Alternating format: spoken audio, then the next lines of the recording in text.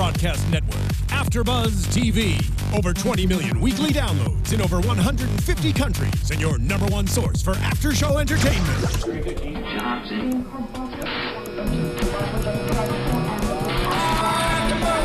AfterBuzz TV, the destination for TV superfans. Producing aftershows for over 300 of your favorite TV shows, interviewing celebrities and showrunners, and bringing you behind-the-scenes exclusives. All thanks to E! Entertainment's Maria Menounos, producer Kevin Undergaro, and internet leader Akamai. Now, let the buzz begin! Hello, AfterBuzzers, and welcome to the Real Housewives of Beverly Hills After Show. Not Easy to Love is the episode we'll be discussing tonight, and it's me and Christy Olson. Yeah! How are you, Christy? We're What's super good? easy to love, if I do say so myself. I think so. Although, I don't know if you read that chat. Who knows? Well, I do have it rolling, so we'll keep in touch with all of you out there. Right, yes. We're going to be taking some calls tonight as well, so look out for some different opinions as we break down tonight's episode. Little things to talk about, little things in this episode. I enjoyed it, though, nonetheless. Yeah, it was a lot of little things put together, but it seemed like maybe finally some stuff was going down. Yeah, and we got an appearance from Kim Richards showing out. So we know I love her. Yes. So apparently Kim Richards is going to be on What Happens Live at 8:30 before the Real Housewives of Beverly Hills next week. So that would be an interesting pairing. Ooh, I can't wait for that. I always have to watch it when I get home after doing this show. Oh, yeah. And I hate that we haven't seen it. I know, me too, yeah. But first, a word from our sponsor. You need to know how to cook, and yes, we're talking about Blue Apron. Make sure you check it out, because not only will you feel like you know your way around a kitchen by using Blue Apron, but cooking at home means eating healthier and saving money instead of ordering expensive takeout again and again. So, but where do you start? Blue Apron has you covered. For only less than $10 per meal, Blue Apron delivers all the fresh ingredients you need for your home-cooked meal. Just follow the easy step-by-step instructions. I feel like I should have this memorized at this point, but I don't want to miss a single thing because there's a lot of information, and might as well check it out. So, for each meal, it can be prepared around 40 minutes or less. Good, not too bad. No overwhelming trips to the grocery store, and no more sad takeout.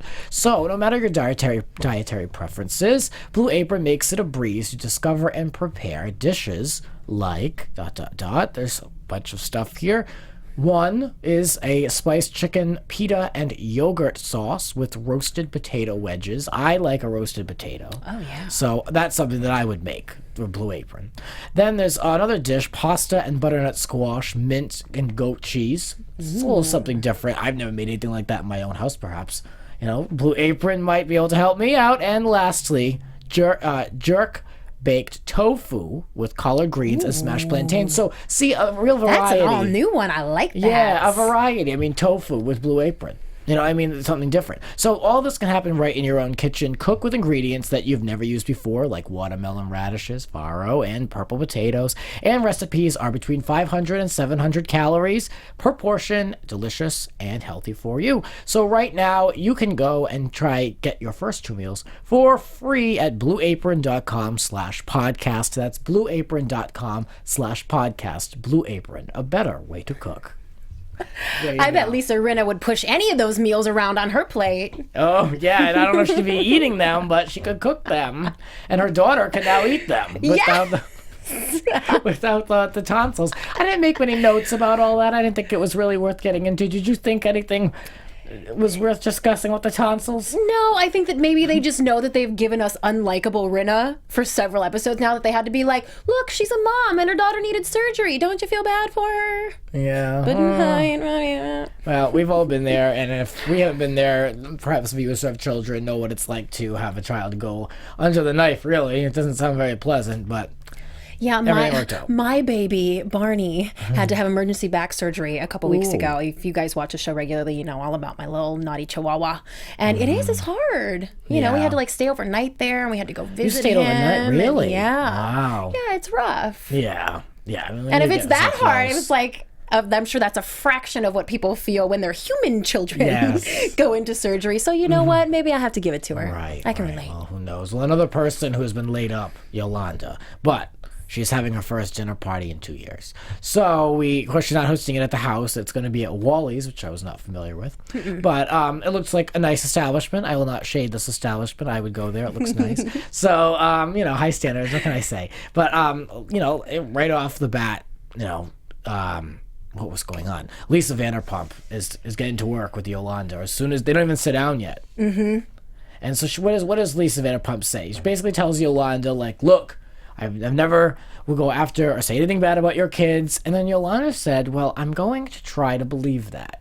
So she didn't really accept much. She wanted to try to believe it. She wanted to believe it, but she doesn't really. And this is something that is still, it kind of bothers me how blown out of proportion the comment that Lisa made has become now about the kids and the Lyme disease. And I still maintain that Kyle really prodded her until she said something. And Kyle isn't taking responsibility in this. And I just wish that everybody would just let it go, because I think it was really a lot more of a non-thing than Yolanda is thinking that it is. Well, yeah, I think that Lisa Vanderpump needs to do what she doesn't do and needs to have a one-on-one, like, all cards on the table, like, let's hash this out and move on.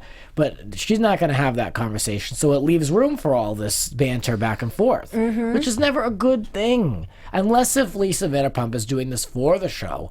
But in real life, I feel like she's doing herself no service by not just saying, look, like, we know each other, whatever. It came out later in this episode, though, that they were never very tight. They were really not that close, Yolanda and Lisa Vanderpump, over the years. Well, yeah, and Lisa is so close with Mohammed, and Yolanda still has such a good relationship with Mohammed that I think I just assumed that everyone is at the same parties and that everyone has been hanging out together for years, and I assumed that.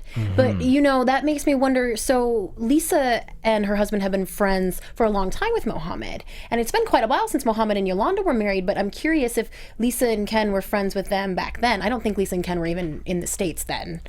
But I need to know more about that. Yes. Give it to me, Bravo. Yeah, well, perhaps if we looked back at early Vanderpump and we were introduced to Mohammed and his house, and they had the Pandora's reception or wedding announcement or something like that, maybe they go a little deeper. So maybe we need to kind of do a little rewind research here. Yeah, and look to see if Yolanda's there in the background. Yeah, interesting. Homework. That's my homework for next week. Yes. So let's talk about Eileen mentioning that, she's still reminding us that everything is being swept under the carpet, so we're still continuing with that, still going, that storyline for some odd reason. All right, good to know. At least somebody has the good sense to call it out, right? Yes.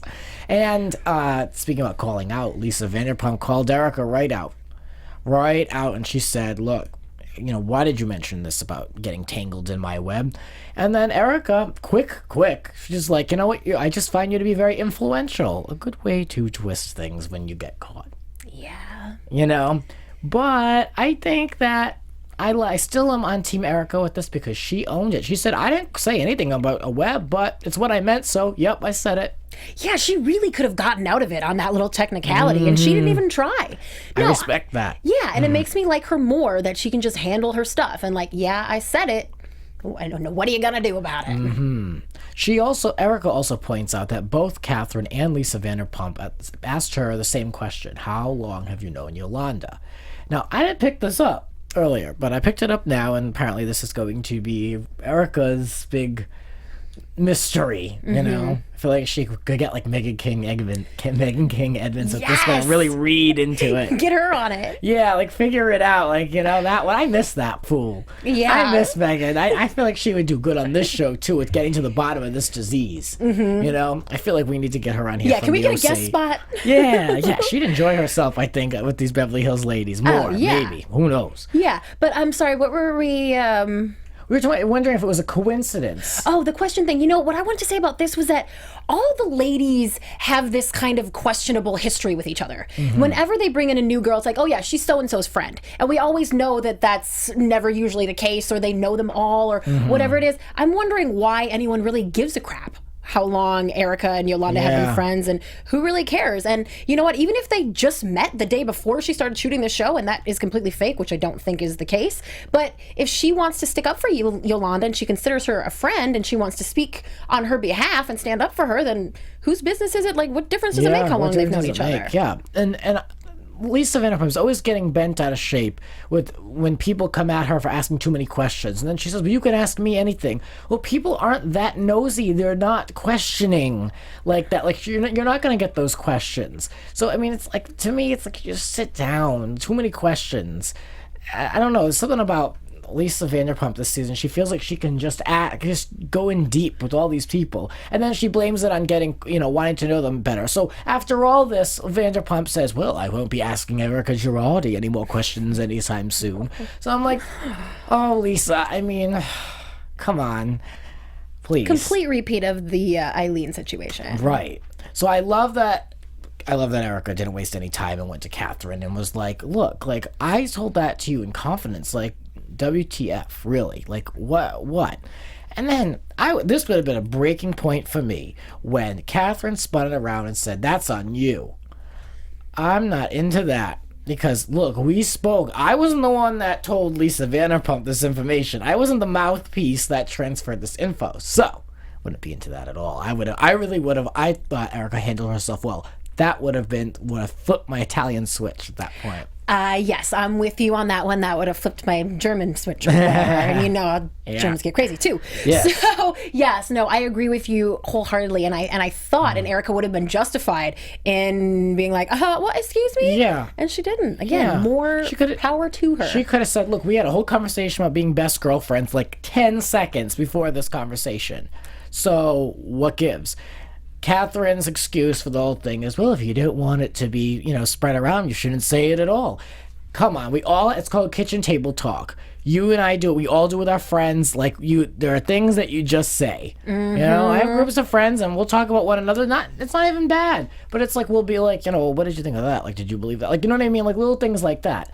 So people talk, especially real friends, as she convinced Erica that they were. Mm-hmm. So I'm still off Catherine with this one. Yeah, and we'll remember that you said that, Catherine, when someone tells somebody something that you said that you didn't want them to say. Yes. Mm-hmm. And the party was topped off by a performance by Andrea Belli. Mm-hmm. Yeah. And this sparked memory in Kyle, to reach out to Kim. They said a birthday text was sent. And there was something inspiring that related to her mother, which I didn't get the connection. I didn't either. And I was wondering if it was just Kyle trying to make something out of nothing, or if they just didn't give us enough information. Right. Yeah, I don't think there's enough information, because then we learn that Kyle is Irish. So Andrea Belli is singing a song in Italian. So I'm kind of like, maybe I missed something there. I'm sure people will let me know below if I did, but I'm curious nonetheless. Probably nothing more than a producer during that interview going, didn't that song make you think about love and your sister? And how much? As a matter of fact, yes, it did. Yes. Who knows? Well, this was also the point in the episode where there was something about Erica, that LVP doesn't like Erica and Yolanda.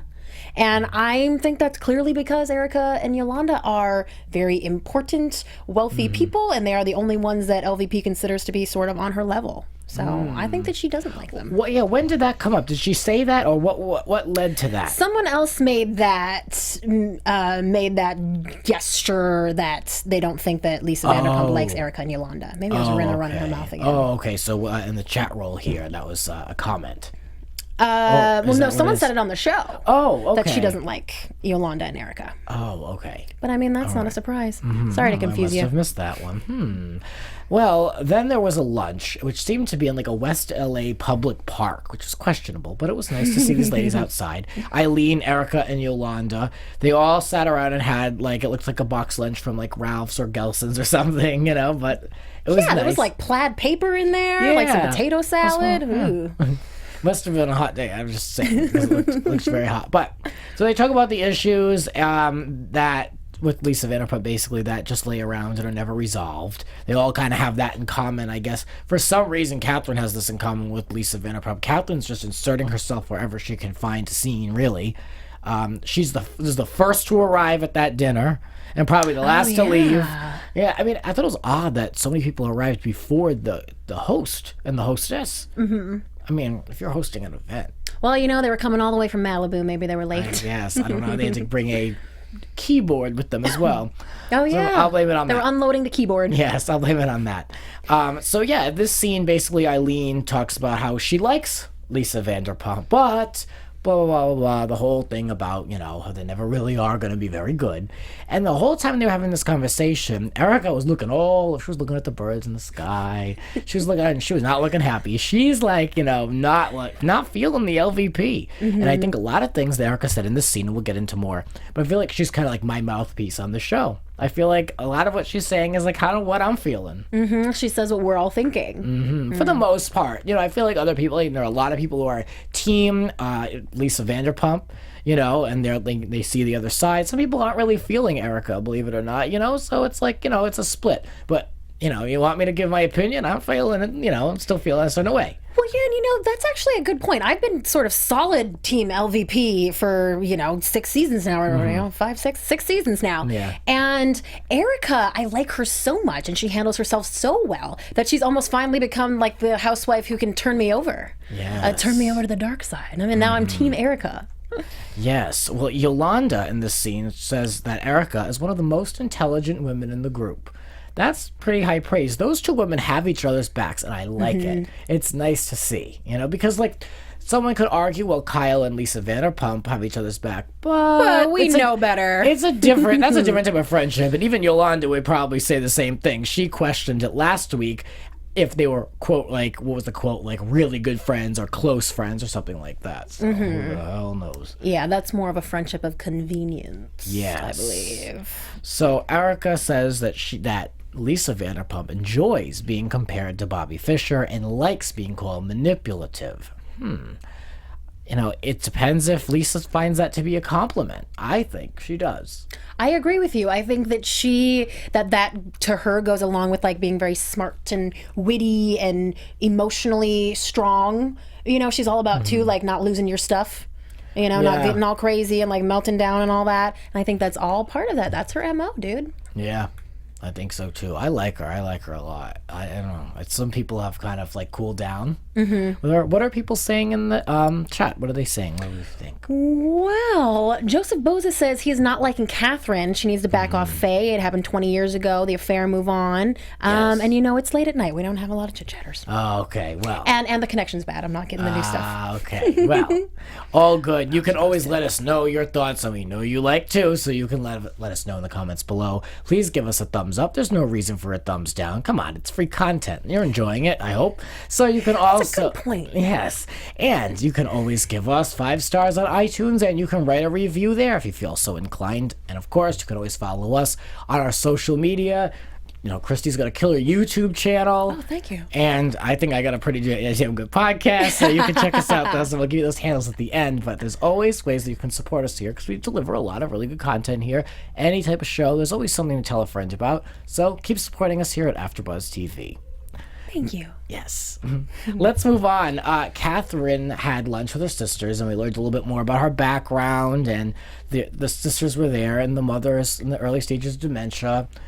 She has no problem sharing her family, what's going on with her family. Yeah. She very outrightly told everyone about her father, too, a couple episodes ago. I think that's commendable. Sometimes when someone is in their first season, they aren't feeling opened up yet. You know what I mean? And she just keeps laying it out there, and I can appreciate about her. And it was cute, the relationship that she has with the sisters. I don't have sisters, and so I just always think like, oh, when you're not seeing Kyle and Kim Richards like screaming at each other and like calling her an alcoholic, when you see that other dynamic, it's like, oh, that's nice. It's sweet. Yes. I find it odd, though, that they're so far from their mother. Yeah. Like not one of them is in the Wisconsin area. It must be tough. They have to, like, that's something they have to work on, like, with, like, either relocating her or something like, I don't know. I feel like it's tough to be so far away. You just don't know. At least she has her husband, but I don't know. I just I would worry if I were those 3 sisters being so far away, just because. You lose time when you don't see people day to day. And that's what they're saying, that when they're with their mom physically, they can tell a difference in her and that her condition actually improves. And it did sound like Catherine was sort of implying that maybe they are looking at bringing her to Southern California sometime soon, or, just come for the winters. I'm from Minnesota. I know those Wisconsin winters are crap. Yeah. I don't even know. They're crapola. I don't know what they would say it there. Yeah. Sure, you betcha. Bring your butt to South California. Yeah. And I'm sure if not the sisters, I know Catherine has space for her mother. Oh, girl's got 2 houses. Yeah, so get on that.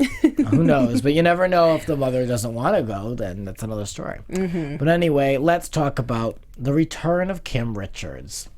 Yes. Let's get into that real quick. Kim wants to have a healthy conversation with Kyle. And Kyle, of course, has the brakes on. She wants things to be good, but I don't know. She's just not really, they claim they're ready to start it, but they don't want to get into the nitty gritty is basically what happened Exactly. Yeah, Kyle is very apprehensive. And that made me wonder if she's not confident about Kim's sobriety or what it was that she was so... I kind of thought Kim would be the one coming into it as like, ooh, Kim has more potential to be hurt. Yes. And Kim did look very frail in the scene. She looked very thin, and it's clear that she's not in a great place. We know what's going on with Monty and everything else at this time. So right. I don't know. I think can we just have a quick check on our phone line, please? I'm receiving a note that some calls are going straight to voicemail. I just want to make sure that that's active, if you wouldn't mind. When it comes to Kim, I don't know. I think she looked better than I thought she was going to look, to be honest with you. I didn't think she looked too bad considering the circumstances, but, there's a hair and makeup team and all of that, but, I was kind of like, all right. I was glad that we had a break from Kim, though. Like, I wasn't ready for her to come in the first half. Now I feel like, okay, we've kind of built it up, and so... and just when we can clearly acknowledge that it's not healthy for her to be there and it's not healthy for her to be on camera. They even made a reference during their conversation to now we're doing it in the right way, which in front of the cameras is the right way, really. Yeah. When it's not healthy for her to be there, it would be hard to sit and watch her continue to do it. And that's kind of the point we got to with her last season. Because we do want to root for her, and we do want good things to happen, and we want her to be well, and we want her to feel good. Well, yeah, if that's the goal. I hope so for her. We've been hoping the best for Kim for a long time on this panel, so we shall see. Yeah. I want to remind anyone interested in calling in and sharing your thoughts, the phone number that we have active here is 424-256-1729. Yes, All right. Call us and tell us what you think. Do you care what Brandi tweets about? Come on, Kyle. Who cares? Well, yeah, let's talk about that. They showed the picture, and that was maybe it was the way it was edited, but that was the first thing that Kyle had to say. It was to bring up the Brandi thing. I'm like... And yeah, you know what? Brandi probably is doing it to annoy you because she knows you're not seeing Kim, and it's always pictures of Kim with Brandi's kids and stuff, and she was just posted one in the last few days. She maybe is doing it to annoy you. Then why would you acknowledge it? Why would you ignore it, pretend like you don't even see it? Yeah, that's what I would do. Right? I wouldn't. That's the Beverly Hills housewife thing to do. Yeah, I'd say this girl's not on the show. She's not worth talking about. The production staff doesn't even feel like she's Bravo doesn't even see that deem her necessary. So forget it. I'm not gonna feed into it. Yeah. But I guess she's still trying to show that Brandi is not a real friend. But look, you have to repair your relationship first. That's stuff that can be cleaned up afterwards. I really don't think that Brandi at this point is getting in the way of those two just being able to speak. No. Last season there was Brandi definitely interloped, but, at this point, put that on the back burner. You haven't seen, she said, I only see her a couple times a year. Sometimes it went from 3 months to 8 months, so let's work on one thing at a time. Yeah, and Kim needs all the friends that she can have. We could argue about how good of a friend Brandi is, but Kim trusts her, and Kim is going through a hard time right now, so I guess it's probably a good thing. Right. Maybe. So Kyle doesn't want to dig up a lot of the stuff, and she says sometimes it's better to keep her at an arm's length. I don't know. Is the problem though really because too many people have gotten involved? That's what that's what Kim argued, that just too many people got involved. Well, what Kyle keeps saying in interviews and what goes along with that is the rehashing of everything all the time. That it happens, and then 6 months later they have to talk about it in interviews, and then they have to talk about it, and then the whole world finds out about it, and then the ladies want to talk about it. And I think more than other people's opinions and people getting involved is just that they have to go back and relive it. They get to a point where they're good, and I think that's where the feeling of we're just sweeping it under the rug kind of comes from, is because they feel like they're ignoring it, but really, things happen and you get over them. And then to have to dredge it back up again, it can't be easy. Yeah. But I don't blame the other ladies. Kim and Kyle should have never let anyone on the outside interfere with their relationship, and that's kind of on them if they did. Well, one could argue that Kyle really introduced this to the show and included people. You know, one could put that on her. Another person could say, well, Kim has a very real illness and it was bound to make its way onto the show. This woman was on for multiple seasons. You know, when you are an addict, it's, you know, not easy to keep such a thing hidden when you're going on trips and dealing with stress and, you know, your ex-husband is, you know, in a bad place. So, I mean, perhaps it was bound to come out. Maybe they shouldn't have done the show at all. Mm-hmm.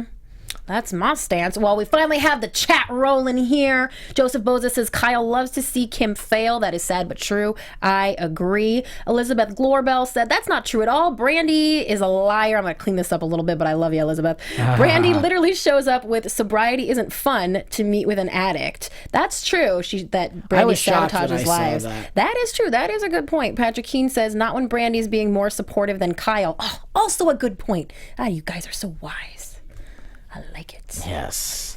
Yeah, I like all the making good points in that chat roll. Absolutely. So let's move on to Kim talking about, she said that it was really hard for her to not be in touch with Kyle. And that's a completely different note than what was said at their last year's reunion. Because it was completely different than what she was saying. You know, they hated each other at that time. That's right. And she was saying she didn't even care. Yeah. Mm-hmm. Mm-hmm. Yeah, she was very nonchalant about it during the reunion. Mm-hmm. I believe we have a caller calling in to share their opinion. Caller, are you on the line? I am. How are you? Good. How are you? What's your name? From where are you calling? I'm Noah, and I live in LA along with you two. Mm-hmm. Hi, Noah. Aren't you in the same neighborhood How are you? as Catherine? Ooh. Yeah, I live probably pretty close to her because she's in Brentwood somewhere in a condo, and so am I. So I imagine that we're relatively nearby. Oh, very good. I love it. Yes, close by. If you run into her grabbing a coffee, you just ask her what the hell was she thinking, telling everybody all that stuff that Erica said. Well, exactly. I mean, you know, a lot of it happened last week, but there was, of course, the fallout was this week and the discussion of just kind of what went down. What were your thoughts on what was said between Erica and Catherine and then becoming public? What did you think of Catherine in that situation? I mean, I didn't hate her as much as everyone else does just because it is recorded. What I didn't like more so was honestly Lisa Vanderpump's reaction, because especially like in her blog, how she said, oh, you know, Erica went and said all these things, but she wouldn't say it to my face. So Catherine was a good friend for telling me. But then, you know, the minute that, you know, she'll say something and like that, you know, when Yolanda said something to, or when Erica said something to Yolanda, how Lisa thought that was horrible and it went behind her back. And I just kind of thought it was hypocritical. Mm-hmm. I'm having a hard time keeping track of all these people, to be honest with you. Yeah, it's a lot. I mean, well, Noah's read the blogs. I like it. Yes. How do you feel about, what is this? Oh, yeah. How do you feel about Erica's comments regarding Lisa Vanderpump's web in general? I think it's pretty spot on. I think Brandi was right, you know, even Adrienne, I think, said it before Brandi, honestly, because she's just very, you know, she's very subtle about the way she does things and how, you know, she was so bothered that Faye was going to show up at the dinner, but then she didn't understand how Brandi was upset that Sheena was at the dinner. It's like, you've been on the show for how many seasons now? It's obvious that the producers are putting certain people there given their history, and the fact that, you know, you're so perturbed by someone's presence when you know that producers put them there, and then like she got so offended that Brandi was upset a few years ago, and it's just very hypocritical to me. That's a good point. Mm-hmm. Mm-hmm. Yeah, what do you think? I don't know. I love anytime we can bring up that whole Sheena Brandi thing because it was just so juicy.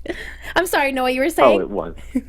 No, I just think that they're all like, I think, you know, I get that they have to talk about something, but it's, you know, it's going to come out no matter what. I just thought it was really interesting how Lisa's blog was saying, oh, Catherine was being a good friend, but when Erica went and told Yolanda what Lisa said, she said that Erica was talking behind her back and out of context. I don't know. Yeah. I just thought that it was very double-sided. Yeah.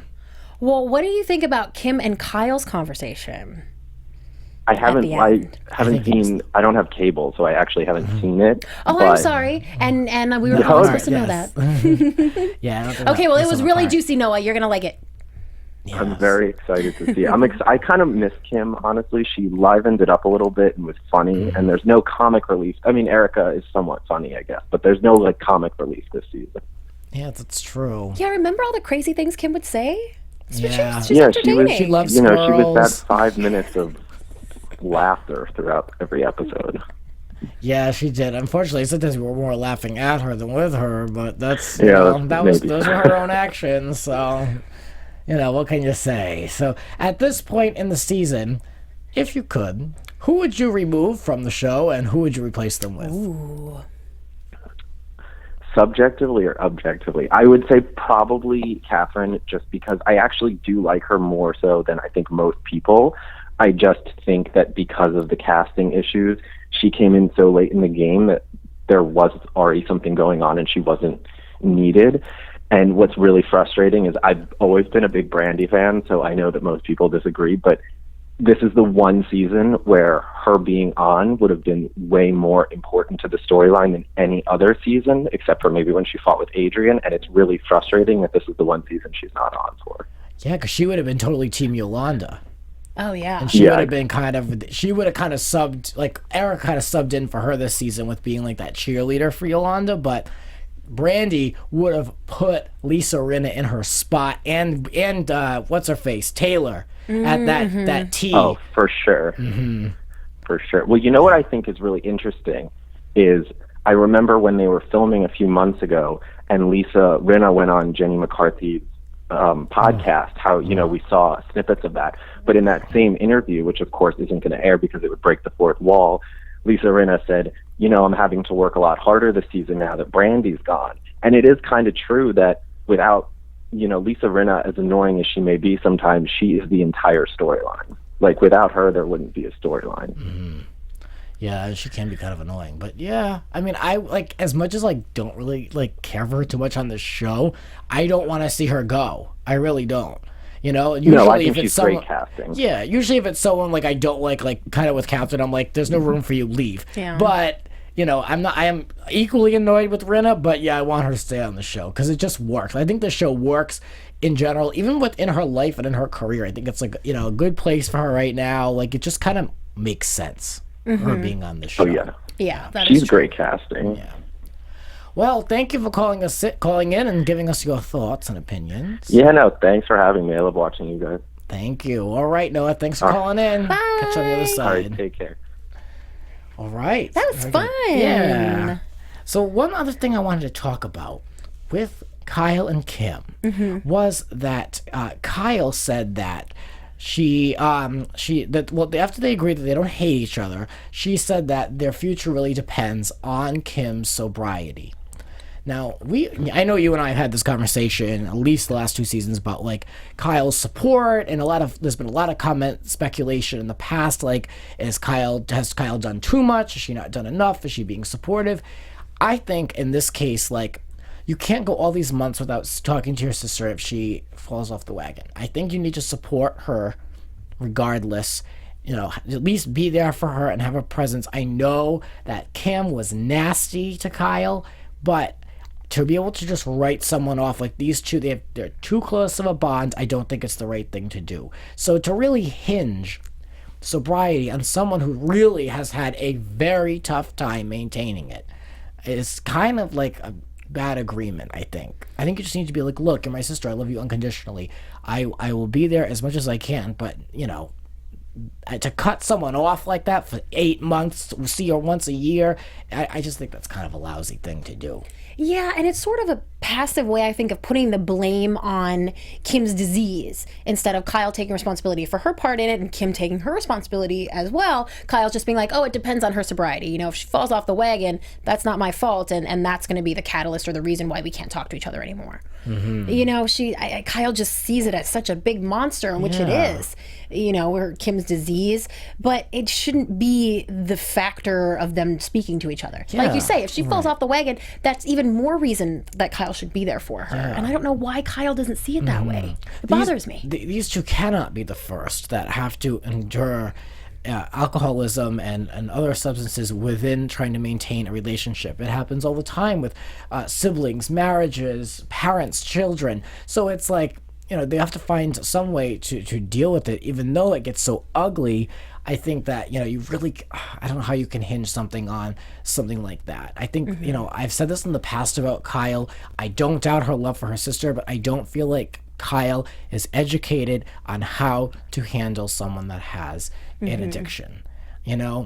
Like she said in past seasons, like, I just want her to be okay. I want her to be like the old Kim. I want her to be like completely like normal. And it's like, that's just because that would be easy for work. Kyle and her sunshiny life. And yeah, of course she wants that. I think the other factor in those two not speaking to each other for long periods of time, their mother has passed away, but they still have Kathy.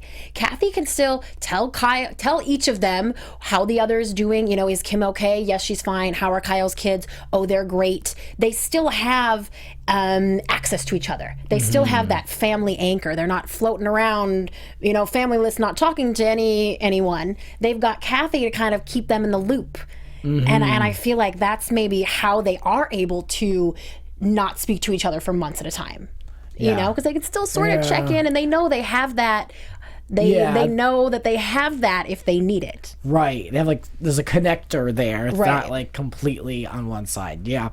It makes sense. Well, Christy, I don't doubt that you have some news and gossip for us. Oh, I do. All right, I want to hear it. AfterBuzz TV News. Well, you guys in the chat were just talking about this. Actually, Yolanda was on Dr. Oz today and just said some very revealing things. She declares that her children are what kept her alive when she was in such pain for years that she didn't even want to live anymore. She made reference to that there were several times where Gigi got up in the middle of the night and took her to the emergency room at 3 o'clock in the morning because she was bawling and in pain. And Anwar and Bella came along, and she just really was giving a lot of props to her children for helping her through this. I didn't see a lot of mention of David, but I didn't see the whole entire thing. Well, let's shout out real quick our listener at jbrooklyn44, Jamel, who's called into our show previously once before. He talked about Yolanda being on Dr. Oz, and he had a lot of good things to say about it. And he basically said that Yolanda telling her story out of the Shark Tank for a moment was so profound. So she got to have her own voice, no interruptions, and she got to reveal information like that we didn't know. So that was a good move for her. I'm surprised that she hasn't done it sooner. Yeah, well, I suppose she would say she hadn't been well enough previously, but I'm glad I'm going to go home and watch that one for sure. And we have all loved to see Kim tonight. Bravo reportedly wants her at the reunion.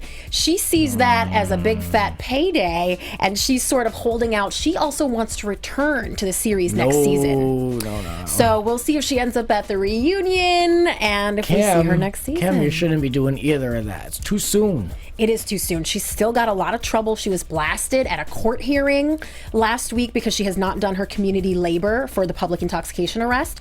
So the judge kind of called her out. She has said she can't do it because of a foot injury. But there was photos of her in high heels at a red carpet event. So the judge wasn't buying it. He told her if she doesn't enroll in a program or have a doctor's note by June 1st that she was going to be in big, big trouble. Well, Kim, you got to get to work on that before you can worry about showing up at a reunion. Priorities, Kim. Some legal issues from way back in the day came out this week as well. Eileen's divorce documents from her very first marriage, 1987, she got divorced, came out, and it was revealed that both Eileen and her ex-husband were slapped with restraining orders during the time of the divorce. And a lot of people are speculating that maybe that is one of the abusive relationships that she was talking about. This gentleman was an actor, and he actually passed away in 2011. So highly unlikely that she's going to reveal anything about that marriage when he's not alive to speak for himself. And just one more little tidbit. I keep looking for any tidbit I can get on Facebook. She had a scathing portrayal on last week's episode of OJ versus the People. They made Faye look just wretched. And I read this week that she got $60,000 for writing that book. That's it, huh? The ripple effect that book had in this up until today is worth way more than that. So interesting. And I'm sure she's selling a lot of copies in the last few months. I'm loving that show, that People versus OJ. Oh yeah, but I couldn't believe Faye. Like I didn't realize that she wrote the book right away. that she did it in the midst of everything. She sort of has characterized it over the years as that it was some loving memoir, but really she talks about she and Nicole doing drugs and having sexual relations and a lot of things that people wouldn't know without the book, and I don't know that people needed to know. Yeah. Dang, girl. Faye. And smoking those cigarettes, Connie Britton. Oh, it's so good. Yes. It's so good. Well, shall we look forward and predict? Yeah, let's do it. And now, your AfterBuzz TV predictions. I'm dying to know what really all goes down at that dinner. Yeah, you're not gripped by the Habitat for Humanity nonsense. Oh, Lordy. Thank you. It's going to be all like, I don't do this. I hire people. Oh, I can't tell you the last time I put in a window or like things like that. Like, it's going to be like, all right, we get it. You're all very wealthy and you can hire people to do things very good. But it's a charity thing. We'll try to put on a happy face. We're doing something good. Yeah. So let's not make it into a joke. Habitat for Humanity is a real thing. And let's do it, Yeah. Let's do it. I think Eileen, I predict that Eileen will be like really into it. 'Cause she seems like a real go-getter. She seems like she's not...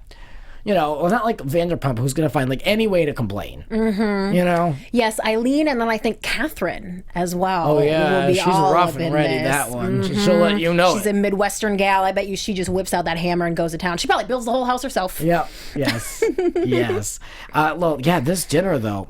Looks like it could be good. Well, yeah, and I'm dying to know how it goes from, it seems like it's blowing up between Lisa Vanderpump and Erica, and how Catherine is the one who ends up getting kicked out, and I can't wait to see Mr. Girardi kick someone out of his house. That's because Catherine, I'm telling you, she's going to be the first to arrive and the last to leave at this dinner too, if she has her way, because she wants to insert herself quick.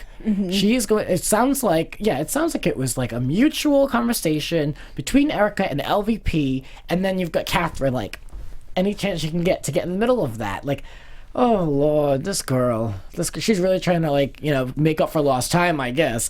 And I predict that Eileen and Rinna are going to have this conversation on the beach, and I predict that this is really going to be the beginning of the end for any type of chance to salvage the relationship between Rinna and Yolanda. And they were the ones who really were real friends before this. Well, no, what, Yolanda and Rinna. Oh, I'm sorry. I was thinking Eileen and Rinna. No, and I think they're cool. Yeah. But I think when it comes to Yolanda, I think, this is going to be the turning point in her relationship with Lisa Rinna. And it's not going to be all like, let me bring wine to your house when you can't drink. And, it's not going to be like that. It's going to be... Yolanda's finally just going to let her loose. Because we've seen it play out on social media, these two ladies are not friends. So I think we're seeing the unraveling here where it really is kind of beyond repair. That's my prediction.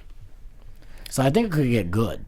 I agree. I was just seeing if the chat roll had any predictions. They're talking about Connie and Faye. Oh yeah, and the price to sell your soul to the devil is $60,000. Tina W says. That's it, huh? Not worth it. I love it. Well, we want to thank you for hanging out with us. We have a lot that goes on in our lives, so it's nice to be able to chat with you guys and get us all in different headspaces. I really appreciate having you guys here to talk Real Housewives of Beverly Hills. So thank you very much for checking us out. Where can we find you online, Christy Olson? Well, I would really appreciate if everyone would subscribe to my YouTube channel and also check out ChristyReports.com. I have a little sneak peek look at the mother-daughter experiment, which Kim is in, at the new Gilmore Girls reboot that's happening on Netflix, and some other exclusive interviews. So thank you for checking it out. I appreciate it. Nice. And you guys, you can find me over on Twitter at Grants__Rants. And I've put out a new podcast, Grants Rants Hollywood Talk, where we talk a little bit about the Oscars. Thank God they're done. We talk about Fuller House. We talk about a couple of different things. A really good episode is up, so please make sure you check it out. Thank you for all your support. And that'll do it for us, for the Real Housewives of Beverly Hills. Not easy to love. From executive producers Maria Menounos, Kevin Undergaro, Phil Svitek, and the entire AfterBuzz TV staff, we would like to thank you for listening to the AfterBuzz TV network. To watch or listen to other after shows and post comments or questions, be sure to visit AfterBuzzTV.com. I'm Sir Richard Wentworth, and this has been a presentation of AfterBuzz TV. Buzz you later. The views expressed herein are those of the hosts only and do not necessarily reflect the views of AfterBuzz TV or its owners or principals.